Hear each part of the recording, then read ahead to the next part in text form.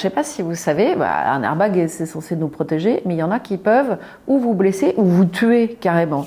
Au début, on pensait qu'il y avait quelques modèles de voitures qui étaient concernés. Il y en a, mais alors beaucoup, beaucoup. Et ça, c'est Julien qui va vous en parler. J'ai réalisé ce reportage en janvier dernier. On a commencé à enquêter sur le sujet parce que Stellantis, donc qui est le propriétaire des groupes Citroën et DS, a fait un rappel historique en France qui s'appelle Stop Drive. Donc ils interdisaient aux automobilistes de conduire les voitures. Et quand on a continué à enquêter, on s'est rendu compte que ce scandale qui touchait aujourd'hui la France avait commencé il y a 20 ans aux États-Unis. Dans le reportage, il y a le témoignage de 2 ingénieurs américains qui ont contribué à inventer l'airbag dans les voitures.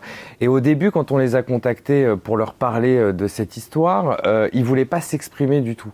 Parce qu'ils nous disaient que c'était une vieille affaire, qui avait déjà éclaté aux États-Unis. Et en fait, quand moi, je leur ai expliqué qu'en France, les constructeurs commençaient simplement à rappeler les airbags, ils sont tombés de leur chaise, ils ont estimé que c'était hyper important de partager ce qu'ils savaient. En fait, Stellantis a étendu son rappel qu'il appelle Stop Drive, donc qui interdit aux automobilistes de conduire les voitures. Et en fait, à l'époque, ils n'avaient pas prévu de le faire, mais après la publication de notre reportage, après l'inquiétude des automobilistes et après un énorme coup de pression du ministère des Transports, ils ont décidé de l'étendre ces derniers jours et on voit que le scandale est loin d'être terminé. Si vous voulez en savoir plus sur le reportage, le lien du replay est toujours disponible.